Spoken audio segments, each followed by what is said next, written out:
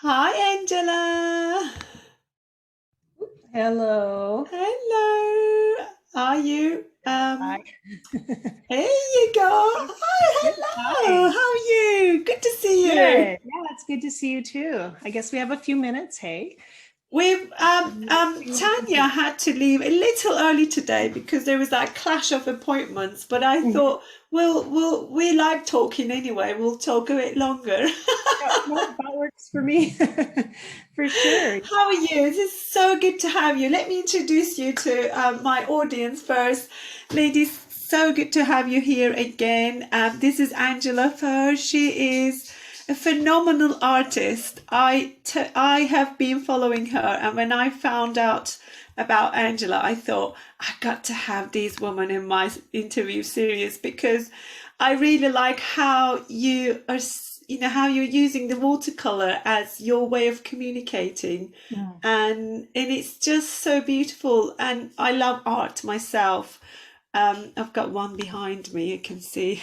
I didn't Yeah, do that. that I looks wish like I said I did watercolor. it, but Well, it looks like watercolor too. Yeah, it's beautiful. this is actually an artist.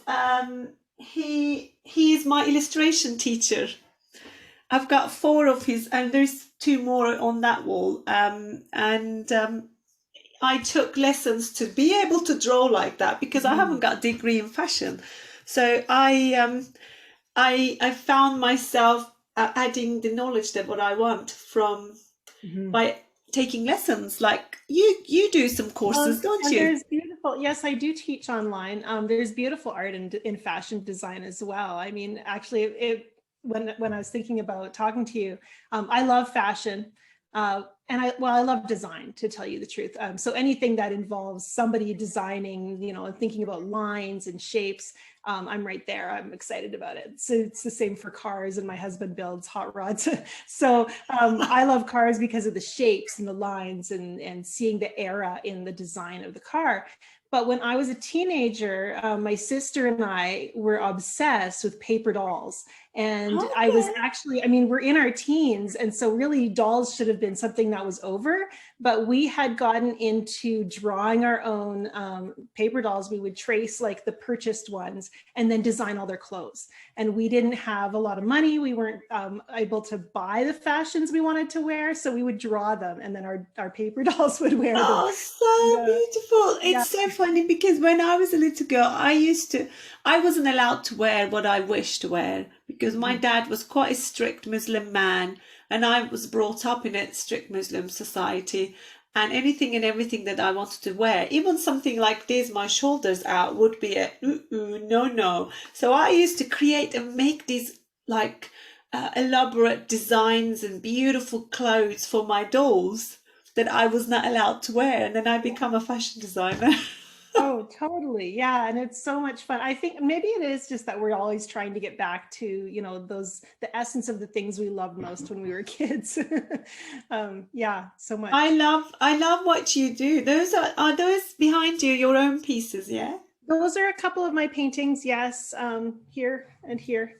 Right now, I have a lot of paintings in our local art gallery. I'm a member of the local watercolor society, and so when they do their show, then I get to pull out everything I've made in the last year and share it.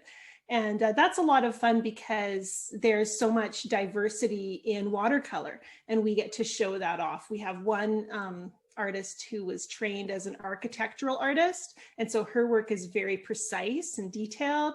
And then we've got another who's in more of the Chinese tradition and the Asian style. That I would think of it as an Asian style of watercolor.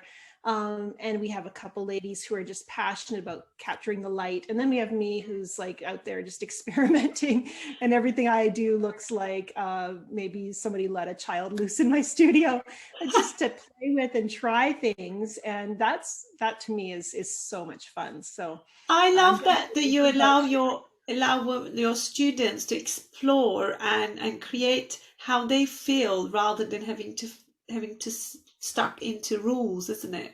Yeah, it really is important to me. When I first, as artists, we usually start out by taking classes, whether we go to art school, which I did not. I took a local watercolor workshop when I was 18 years old.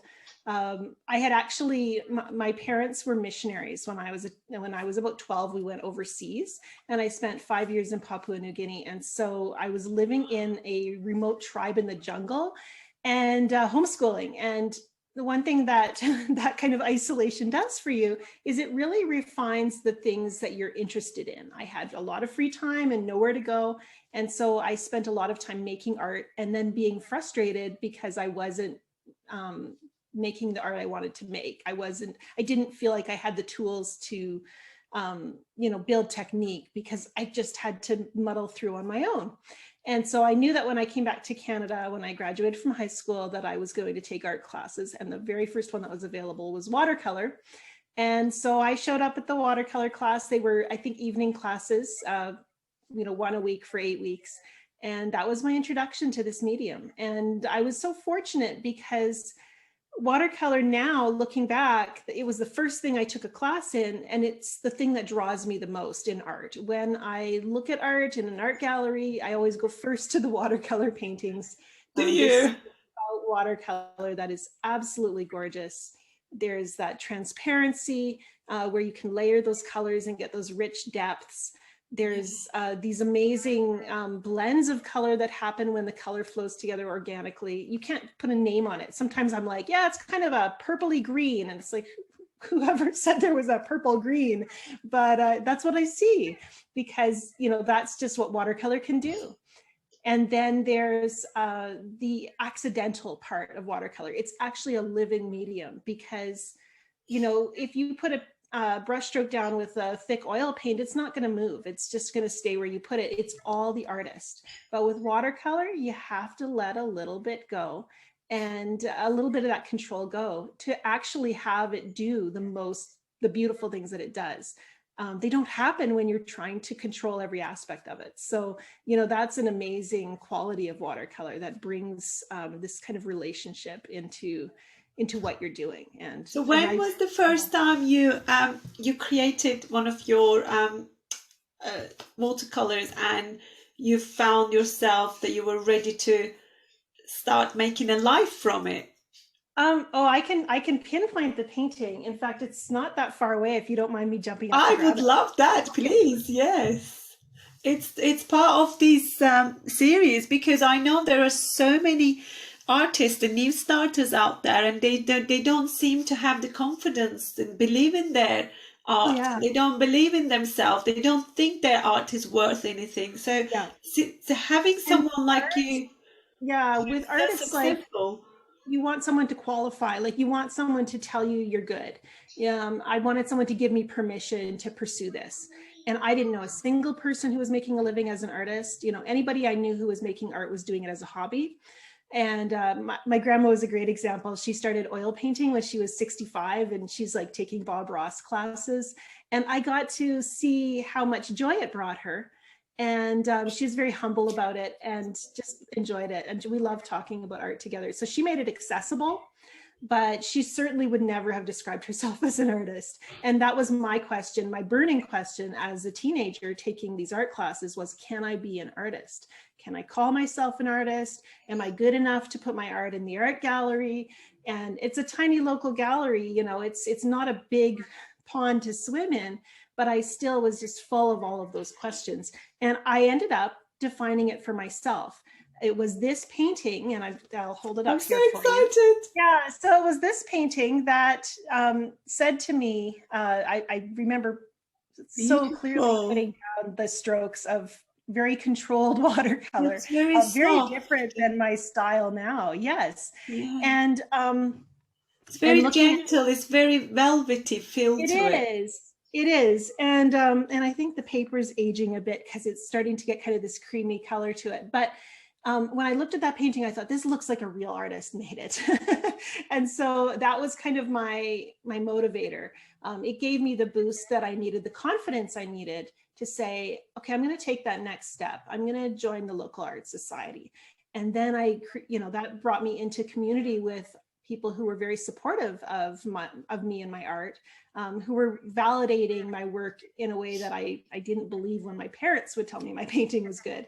And so that was very powerful for me as a young artist to to have that support, but really without me giving myself permission to Yeah. step out and take that first step, you know, it wouldn't have happened. Um, I so love that was, that. yeah, that was really I think what happens is it seems to be in society, art is got to be a hobby or something that you do when you're retired, and it's almost like not validated and not, yeah. even though there are hundreds of artists out there with very valuable art that sells in art Yeah. exhibitions. Well, yeah, it's a very interesting what we do when it comes to the arts, because I think we have a gap in what we understand. You see it in music as well. If you think, when we think of somebody becoming a professional musician, we think about the, you know, getting radio play and doing giant concerts, but there are hundreds and thousands of artists or musicians who are making a good living with music every day, but they're never going to play on the radio. You know, maybe they're songwriters, maybe they are, you know, local performers, maybe they're a support network for, you know, another bigger artist. So we see this idea that we see the people who are at the pinnacle of what they do. We see that in professional artists as well, painters. We see the ones who are making hundreds of thousands of dollars on a painting, but we don't see the people who are grinding it out every day and making, you know, making a decent living, and maybe Yeah. in a more diverse way and a more humble way, perhaps. But you know, it's still a career. And in this day and age, art is actually a huge career. There's huge opportunities in art because Definitely, every yeah. business needs some kind of visual presence. You know, if we're talking about logos and websites and all of that, that involves art and design. And people are making merch and products, and they need to look good. So there's a lot of, and there's self-publishing, and you can create your own following. You don't have to wait to be picked. So it's actually, the opportunities are amazing, and yet the mindset is still kind of back in that place of, I need to wait till somebody picks me. And That's so most people true. can't make a living as an artist. And somebody just told me that the other day. I'm like, it's, you know, it's possible for, I think almost anyone, if your passion and, you know, is there to build the skill to collect the resources you need to make the career that you dream of. But and I was telling someone this, and she's like, oh no, that's not true. And it's like, we think that we don't say that to someone who says, well, I want to be a dentist, and we say, okay, go, you know, get the education you You know, need. I'm going to tell you something. One of my aunties, I remember when I first started my fashion business, she asked me, so what are you now? This was the exact question. I said, what do you mean? Then, so what do you do now? I said, I'm a designer. So, and when you're going to get a proper job? Yeah. I said, Yeah. what does that mean, proper job? Because if you're Mhm. not a dentist, a lawyer, or a Yeah. teacher, that's not a proper job for Mhm. their head. Yeah. Yeah. Well, and I'm seeing that with my children. I don't have any 3-year-olds in my house. I have teenagers. So my Oh, son just turned 15, and then I have a 16. She's almost 17, and then my wow. 18-year-old who's graduating this year, and in just next week.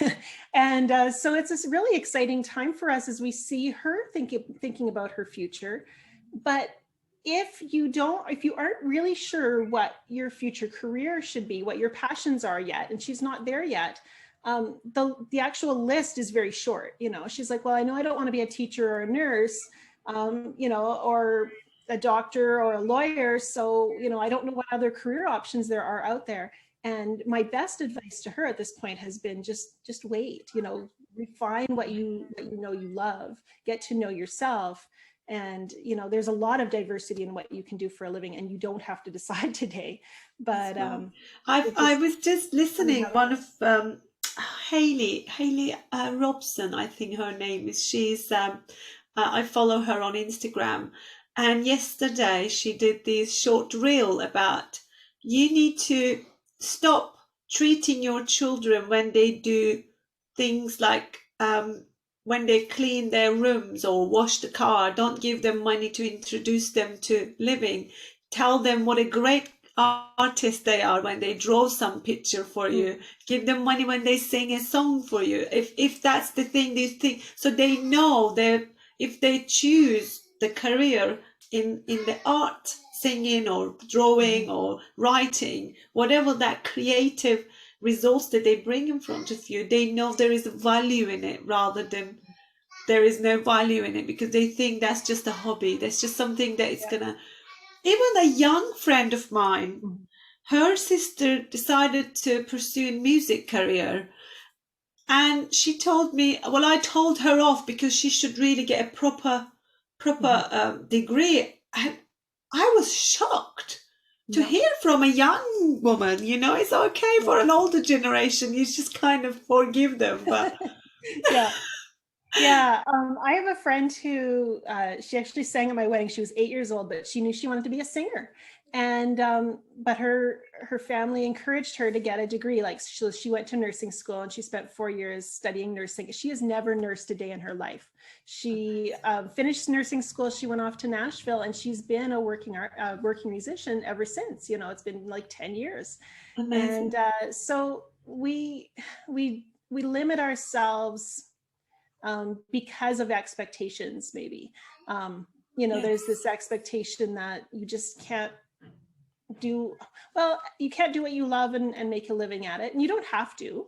Um, I was But just it thinking, comes down to confidence to but decide for yourself, though, doesn't it? I've well, noticed that it yeah, comes down to your self-belief, that you believe in yourself, that this is me and this is what is good for me, and I don't need anyone's approval or acknowledgement. yeah. And then once you go for it, it kind of all falls into place. Yeah, I mean, I think I really believe that I was made the way I am, who I am, and the interests I have, they're deeply ingrained in who I am and how I was made. And so if I was designed for a purpose, I want to find out what that purpose is. And I Exactly. don't think it's in the dollar sign, that, oh, I'm making a living at this, so now I'm super fulfilled. In fact, once you start making a living at your passion, then you have to keep that passion, and not just let it turn into you're clocking in to earn that paycheck. With creativity, it's a battle to stay inspired when you're producing also for your job. And uh, so there's that. But I always believed that if there were things in my heart that I was designed to do and to pursue, I should pursue them, and I should do it in a way that um, adds value to the rest of my life. And I want to say that because I always thought of doing making art as a business. I always wanted it to be my job, and and it just that's who I am. And not everybody feels that desire to do their passion and make a living. My husband's a great example. He loves building cars, and he knows the joy would be gone if he wasn't just doing it for him, if he was doing it for a client. Yeah. So he works very hard so he can afford to build these amazing cars in his spare time, and that's the value for him. But for me, I always wanted to make a living at it. But there was a time when my children were very small and they're very close in age. It was a very busy time in my life, and I wanted to make a living with my art, and my kids needed me so much. And it was my priority was to be home for them. And I did not want to, I didn't have the resources to like put them in care or anything while I did my job. So I had to carve out time for art with the time I had, and trust that I would be fulfilled in what I was doing, in loving both my family and my art. And I needed to be able to do both. And that meant, those were years where I could build skill maybe more than more than see that income come in. And so that was really important to me. And I really believe that if my priority was to be home for my kids in those early years, then I would continue to then I could find a way to find joy and fulfillment in in my art, even if I wasn't meeting all those ambitions that I had. So that was a time in my You're life where you are certainly inspirational, and I'm sure a lot of artists out there are finding that strength from all that work that you put in. It's Mhm. amazing. Well, and it's easy looking back to go, okay, I see how all of these things contributed to the things I'm able to do now. And with art, I think we should look at it as almost you're going for a master's degree or your PhD or something, in the time that it might take for you to make an income at it. Um, you know, most of the time artists, I think they give up too soon if they're wanting to do their art as a business, because you know, oh, I've been, you know, putting my art out there for 2 years and I'm not seeing results yet. What if it takes 10 years? What if it takes 10 years of you growing your skill and learning to articulate what you want to say in your art, learning what you really care about and want to do, and before you start seeing that return? And I think we get really impatient, especially because as artists we often start quite young and we're impatient naturally. Yeah. So I look back and I think, you know, when I first started making art, I thought maybe I had a career as a children's book illustrator. Maybe I would do graphic design, and you know, I had to kind of weed through all the things that I thought I might do to find the one I really loved, and kind of focus on that, and then build skill there, you know, and then develop skills in the marketing and you know, just articulating what my art was about and what I was passionate about. So It's that's all amazing. What was elements. your biggest learning from your business The biggest as thing an I learned, artist? oh, that's a good question. I think Because the biggest it can be difficult for an artist to actually put a price on something, and a lot yeah. of my artist friends say, how do I've even had one of my members from my coaching group, she said, I find it so difficult to price my Mhm. art. She, Oh yeah, it is really I hard. just, and it's such a difficult question to answer for me, to be honest. Yeah, it is. It's a difficult thing to answer. I think the best advice I've heard is, rather than thinking about, sometimes people think about the cost of materials and then they tack on a percentage on top of that. I actually think it's more like, you know, if you want to make a set number a year, as an artist, how many paintings is that going to be? So if you can only make 20 paintings a year and you want that to be your full-time income, those paintings are going to have to be priced, as a total of what you'd want to make in a year. You know, That's right. plus you've got expenses and costs of marketing. And so, you know, and that's not something I actually spend, the bulk of my income comes from teaching. I'm actually far more fulfilled in teaching than I am in trying to sell artwork. So at this point, that's been my focus, is sharing what I've learned to kind of free other artists So to what was your biggest pursue their work lesson and with then their when you passion. tried to sell it? Was there anything that you could give as a tip to artists out there? To artists wanting to sell their work, I think the biggest thing, I've been thinking about that, and I think the biggest thing I would say is learn to talk about your art, in a compelling way. And I see so many artists, when they start to tell about a painting, what they tell you is how they painted it. These are the colors I use. This is how long it took me, you know, etc. Um, Very seldom do they really get to the heart of why they painted something. And that can be hard to do. You know, Yeah. you look at I have a painting. One of my favorite examples is I had a painting in a show. I decided, I had a solo show at the local art gallery, and I decided I wanted to put little write-ups beside some of the paintings, just kind of talking a little bit about them and what they were about. And I love those actually. yeah, When I go to art it's galleries, great. it's I so was so glad. beautiful. Yeah, I was so glad I did it. But the one painting was just this fence post, and it was kind of covered in frost. And I looked at it and I thought, it's a fence post. You know, what can I say about a piece of wood? But as I looked at it, I started to think about my family, because my heritage is that my grandparents were some of the first people to farm in that region of Alberta where they lived. And so when I look at a fence post, I see my legacy. I see the family members who built who plowed the land and settled there. And I see and whenever I see an old fence post, I know somebody was there before us, that, they worked that land. And so there's this element of legacy and history there. And when I shared that with that painting, people came up to me after and they were telling me how they connected to that.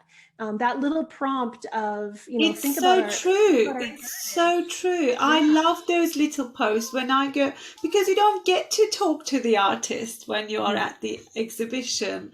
yeah. And actually having the little story about that piece is always so, it connects you with that piece of artwork, and I love it.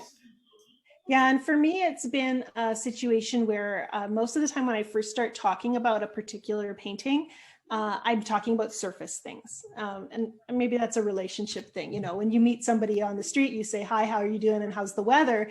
But if you have a few hours to spend, you get a lot deeper into, more important things with your conversation. And I have to do that with my paintings. If I'm writing about what my painting means, I always have to ask myself, what else? What else? How can I get a little deeper into why I painted this? It's Oh, because lovely. this one over my shoulder on this side, actually, everything's Yeah. backwards. It's purple and green and it looks kind of like thistles. So why did I paint that? Oh, because I like purple and green. Well, nobody cares that I like purple Do you and know green. that reminds me of that flower? What's it called? I can never remember the flower names. That has got purple little. It reminds me of that flower with like a background. It's so beautiful. Okay, well, and I see thistles, because they're kind of that same shade of purple and they're very prickly and Yeah. they're just in your face.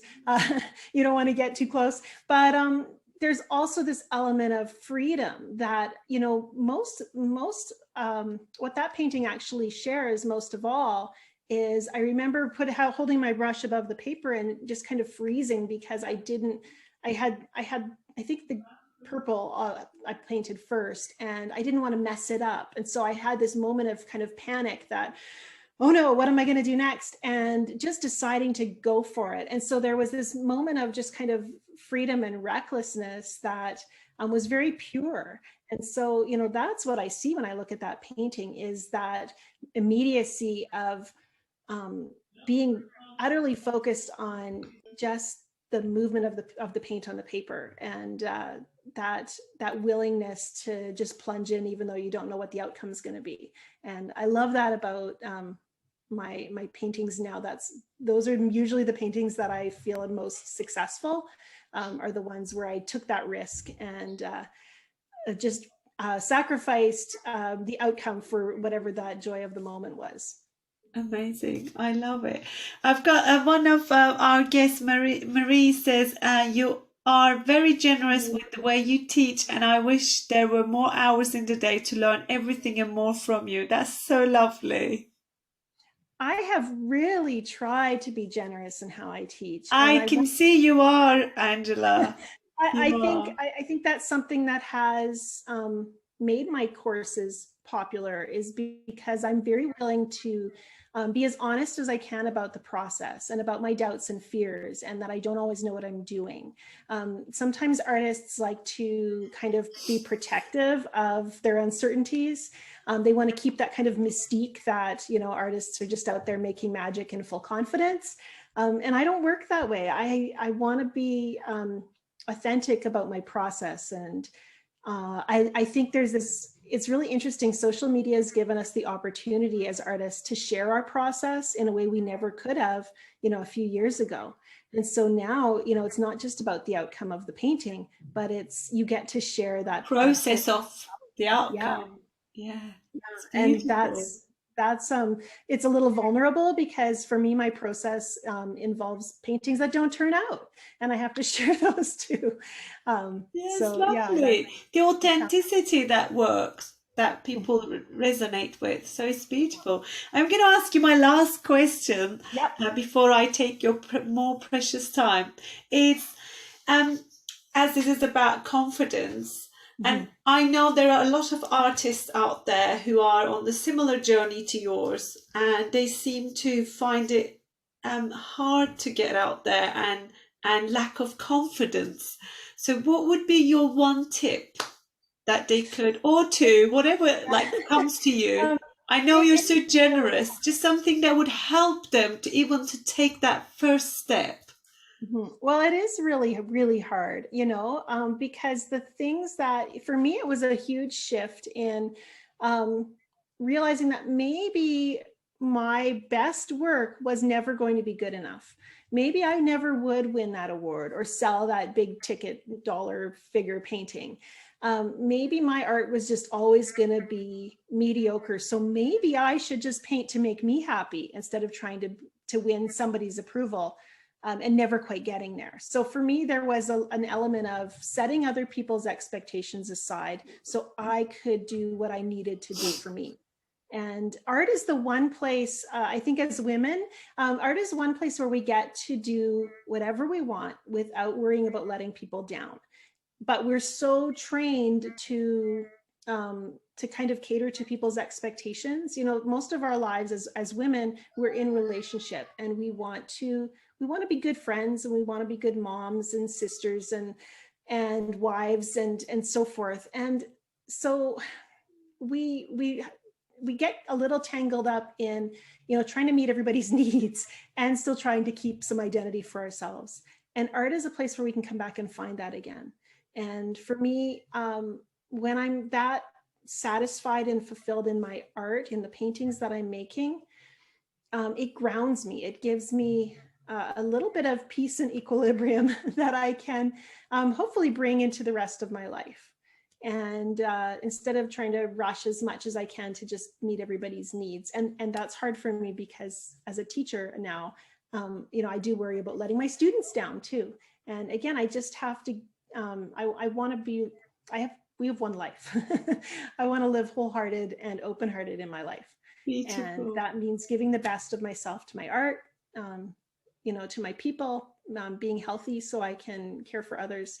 And, all of that needs to come together. So That's so art lovely. has helped me to do that. It does, I know. I love creating myself, so it's so liberating Mm. creating Oh, and something. we have a tremendous gift. Anytime you create something, you are bringing to life something that has never existed before. I mean, that's like this profound privilege. And I mean, we should just celebrate it. Who cares if it makes us any money or, gets noticed by somebody else?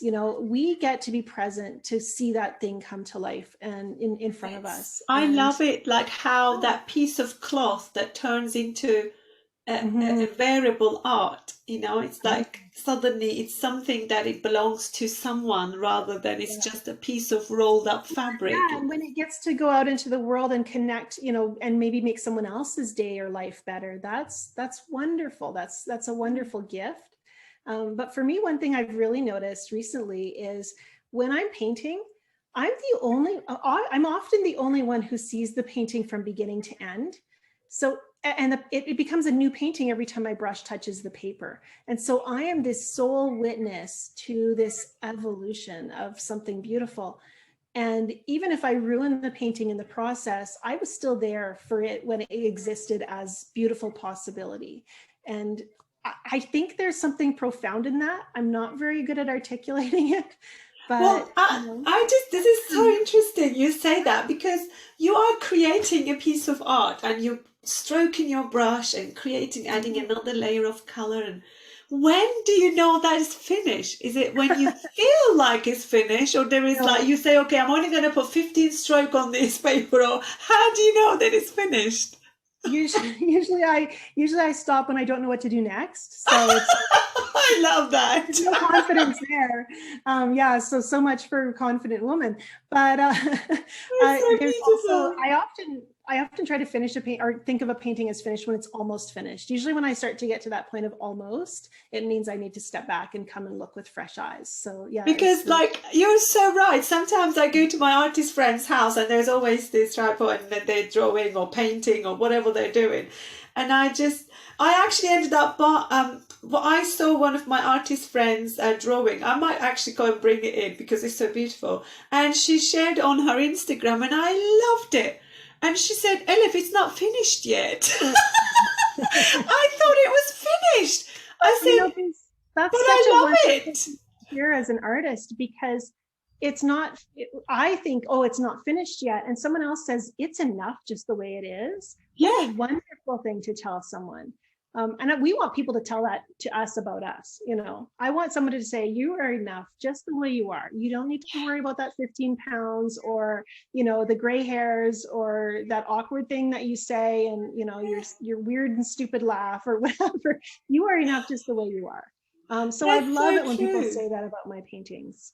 That's We so did a true. workshop recently where I encouraged the students, if you put one brushstroke down and it's beautiful, put that piece of paper aside and just enjoy that beauty for a while. Like, don't feel like you have to keep going. If it's beautiful just in one brushstroke, you know, let it exist for a while before you keep going. Beautiful. And that's a special thing to do. Oh, such an inspiring chat, Angela. I'm so grateful that I've met you.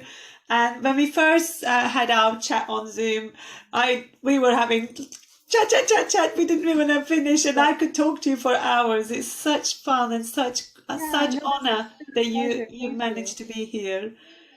Thank you Thank so you so much. much. Yeah. Thank you for doing this as well. It's been so great to hear other people's stories as well through the series. I'm Now looking we forward. have got 20 more, like 18 more days to go. Yeah, And that's I'm great. actually loving it. I might continue doing this for next 365 days. That'd be fantastic. I have so many wonderful women have already approached me to say I'm happy to be a part of the series because it's so important to share your story with all the Mhm. flaws and all the downsides and Yeah. all the emotions because what I don't want anyone out there to think that we got it easy. I don't want anyone to think that we have it all together. Nobody Mhm. is perfect.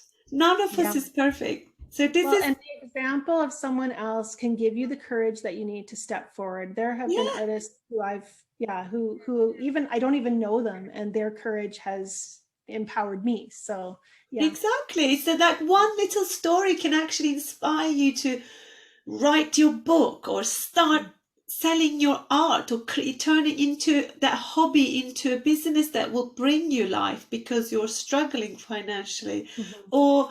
or start sewing because you love sewing but you're stuck in corporate world. Just have Yeah. that, just to give that courage to people with these stories, to give them the confidence they need. So I'm so pleased to be able to do it and so grateful that you were one of my guests. Thank you. Thank you. Yeah, even as one brushstroke has value to a painting, you know, our little things that we do, no matter who you are, it's valuable, and we should share it. Thank you, Marie. She says you're both an inspiration. Thank you. Thank you. That's so kind. Have a lovely day, everyone. Thank you. Thank you for being here, and I hope to see you tomorrow at the same time. Bye. Thank you.